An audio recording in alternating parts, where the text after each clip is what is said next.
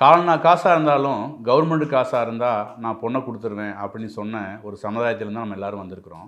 அப்படியாப்பட்ட அந்த அரசாங்க உத்தியோகத்தில் இருக்கக்கூடிய ஆர்வம் இன்னும் நமக்கு போகலைங்கிறது தான் உண்மையான விஷயம். அப்படியாப்பட்ட அரசாங்க வேலை நமக்கு கிடைக்குமா, கவர்மெண்ட் ஜாப் கிடைக்குமா அப்படின்னு சொல்லி கேட்டிங்கன்னா, அதுக்கு முக்கியமாக இருக்கக்கூடிய கிரகம் சூரியன். உங்கள் ஜாதகத்தில் சூரியன் எங்கே இருக்காருன்னு பாருங்கள். அவர் குறைந்தபட்சம் நீச்சமாகாமல் இருக்கணும். சூரியன் எங்கே நீச்சமாவார் அப்படின்னு சொல்லி கேட்டிங்கன்னா, சூரியன் நீச்சமாகிறது துலாமில் நீச்சமானாலும் ஒரு நீச்ச பங்கம் கிடைச்சிருக்கணும். இல்லைன்னா அவருக்கு பார்த்தீங்கன்னா குருவுடைய பார்வை இருக்கணும். இது இருந்துச்சு அப்படின்னு சொன்னால் கண்டிப்பாக உங்களுக்கு அரசு வேலை கிடைக்கும். சார் நான் என்ன முயற்சி பண்ணாலும் எனக்கு அரசு வேலை கிடைக்கவே மாட்டேங்குது சார், எக்ஸாம் எழுதிட்டு வந்துட்டே இருக்கிறேன் அப்படின்னு சொன்னால் உங்களுக்கு சூரிய தசை நடக்கணும். அது ரொம்ப முக்கியம். உங்களுக்கு சூரியன் உச்சமாக இருந்து, அதாவது சூரியன் மேசத்திலிருந்து, குரு தனுசு வீட்டிலிருந்து 5ஆம் பார்வையாக அந்த மேச சூரியனை பார்க்குறாருன்னா உங்களுக்கு குரு தசையோ சூரிய தசையோ குரு புத்தியோ சூரிய புத்தியோ வந்துச்சுன்னா கண்டிப்பாக உங்களுக்கான கவர்மெண்ட் ஆர்டர் கையில் கிடைச்சிடும். நீங்களும் அரசு அதிகாரியாக ஆயிடுவீங்க.